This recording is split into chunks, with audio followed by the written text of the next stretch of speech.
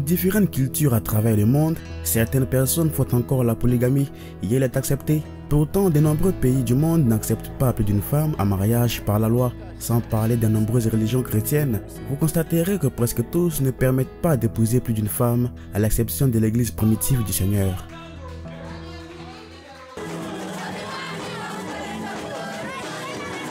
Dans cette église, la polygamie est autorisée, pas seulement sur le papier, mais aussi ils la mettent en pratique. Comme vous vous en souvenez peut-être, il y a quelques jours, nous avons assisté au mariage d'un pasteur au Nord Kivu, à Bukavu, qui a épousé 3 femmes en une journée. Il s'appelle Frère Zagabé Tuluza. Et pour ceux qui ne s'en souviennent pas, nous sommes de retour au Congo, dans la ville de Goma. Cet homme s'appelle Prosper. Aujourd'hui, il épousera 3 femmes à la fois. Mais pourquoi? Pourquoi ces femmes épousent-elles cet homme le même jour?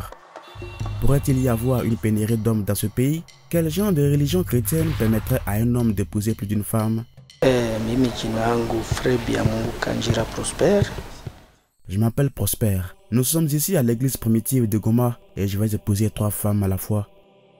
Ce qui les a poussés à accepter d'être mes épouses n'est pas un pouvoir surnaturel, mais la croyance en la parole de Dieu.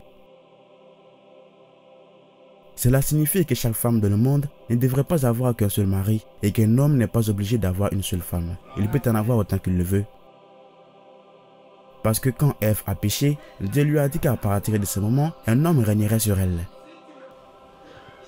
Cela se trouve également dans l'Exode 21:10. Il est dit que si un homme veut épouser une autre femme, il doit se conformer à 3 choses. Continuer à subvenir aux besoins de la première épouse, tels que les vêtements, la nourriture, et lui donner le droit de coucher avec lui. Il n'est pas nécessaire que cet homme les aime toutes au même niveau, parce que Dieu lui-même ne nous aime pas de la même manière. Il nie le commandement donné par Dieu de les aimer de la même façon, mais de continuer à prendre soin d'elles toutes et de leur fournir tout ce dont elles ont besoin. Être célibataire n'est pas un péché, la monogamie n'est pas un péché, et la polygamie aussi n'en est pas un. Selon lui, vous choisissez la polygamie en fonction de vos capacités.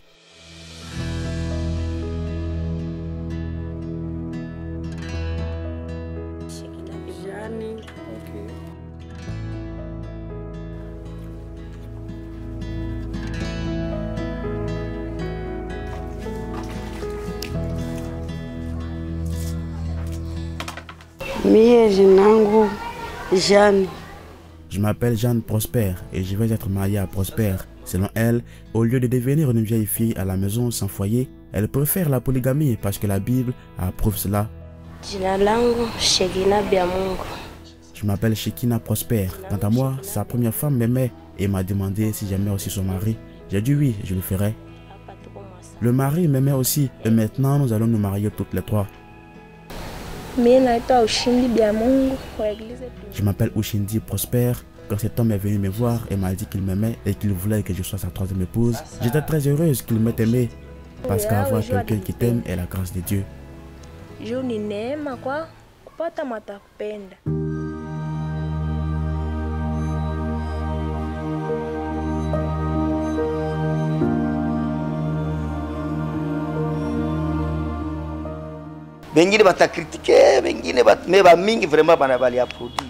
Les gens qui ont soutenu ce que j'ai fait étaient plus que ceux qui n'ont pas soutenu. Beaucoup de gens m'ont dit qu'ils allaient venir dans mon église, disant que c'était l'église la plus fidèle.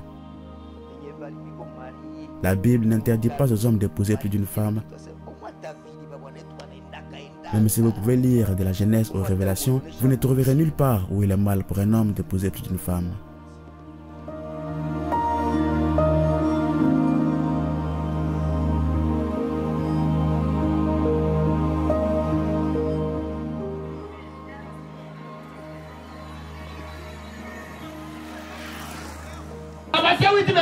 Ndani ya Mathayo 8:11 que Abrahamu est au ciel, kwamba Abrahamu iko mbinguni. Abrahamu était polygame. Amen. Yakobo si était polygame. Yakobo pia alikuwa na wanawake wengi. Il est au ciel, iko mbinguni.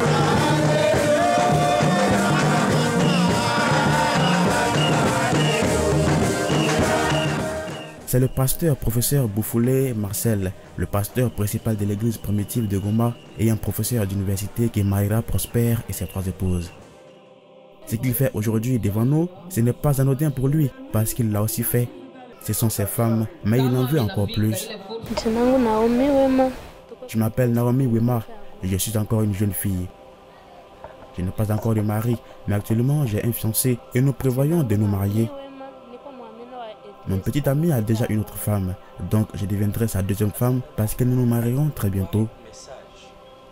Si mon mari veut épouser une autre femme, je le soutiendrai et même s'il veut le faire maintenant, je lui permettrai d'épouser autant de femmes qu'il le veut. Je n'ai aucun problème avec cela.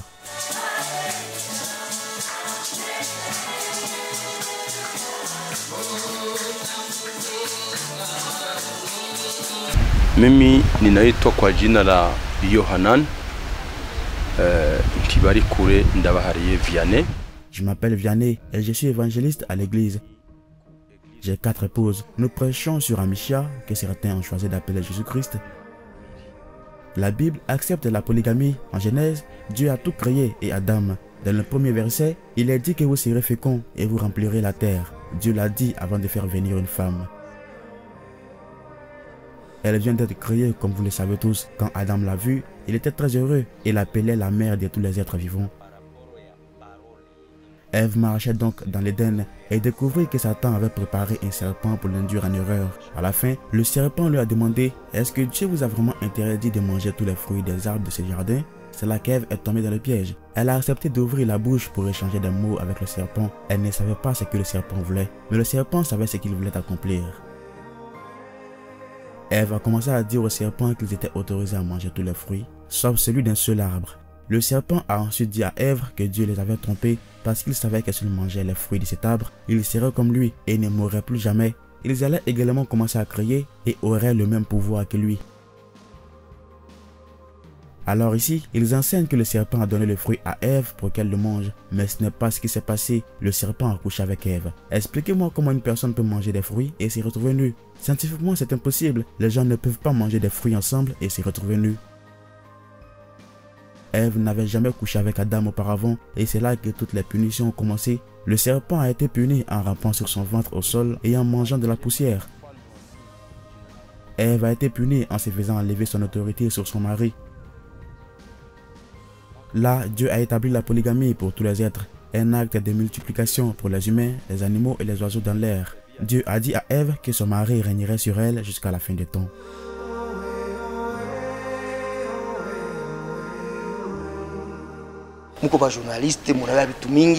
Vous avez tous lu la nouvelle et vous savez que le nombre de femmes dans le monde est beaucoup plus élevé que celui des hommes.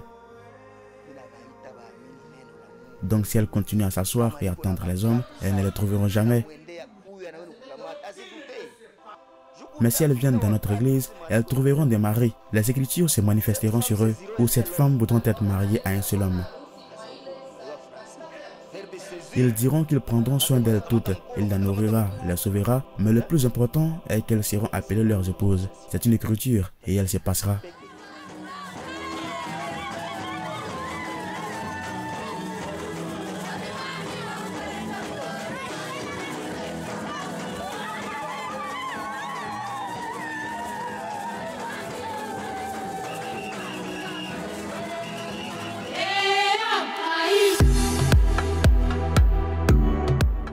Après un certain temps, nous sommes retournés en République démocratique du Congo parce que nous étions très curieux de savoir comment allait cette incroyable famille.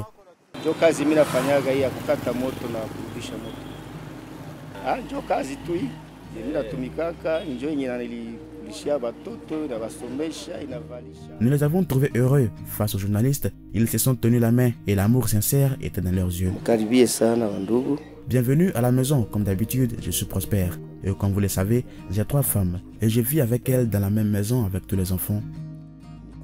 Chaque femme que j'ai épousée ici, nous étions fiancés devant Dieu. Vous voyez, dans notre constitution ici au Congo, il n'est pas permis à une personne d'épouser plus d'une femme ou d'un homme.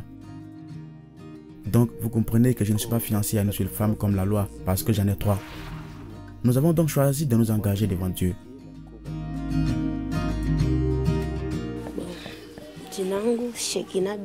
Mes co-épouses et moi vivons ensemble en paix par la grâce de Dieu. Nos enfants s'entendent aussi bien. Quand l'enfant de mon compagnon fait du mal et que je le punis, cela ne cause aucun problème. Parce que chaque femme ici est notre responsabilité. Une erreur nous revient à toutes parce que nous avons toutes des enfants du même homme. C'est pourquoi nous faisons de notre mieux pour les élever correctement ensemble.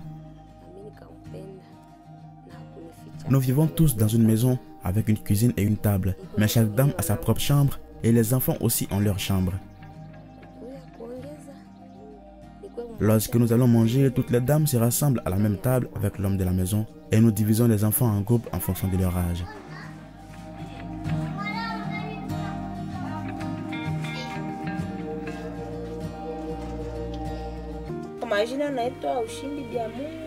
Je m'appelle Ushindi, je suis la troisième femme, mais je ne me considère pas comme la dernière.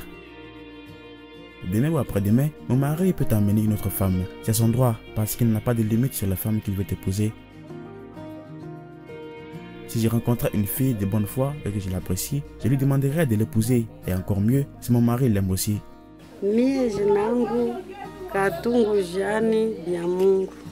Je m'appelle Jeanne. Ce serait vous mentir que je suis jalouse parce qu'il a donné quelque chose à ma compagne et pas moi. Je ne dis rien et je suppose que je serai la prochaine lorsqu'il aura quelque chose.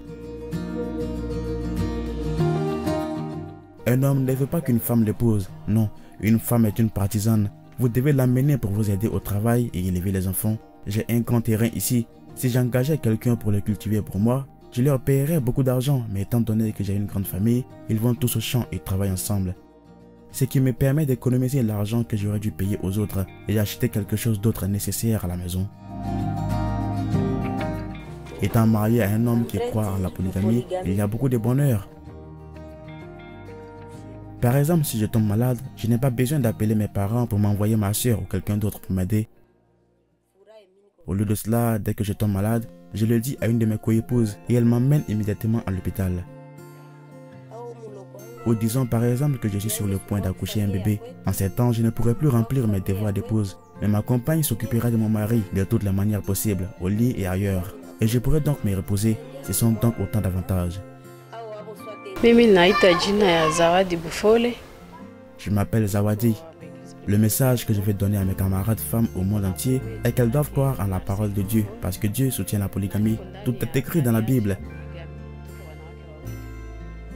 Cela empêchera votre mari de toujours aller dans les maisons closes et finira par vous apporter des maladies.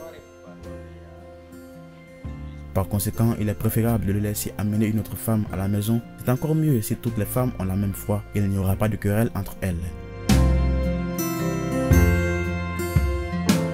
En tant qu'Afrimax, nous souhaitons à cette famille le bonheur et l'amour dans leur maison. Une histoire des Jancy Chamamba. Merci d'avoir regardé. N'oubliez pas de vous abonner.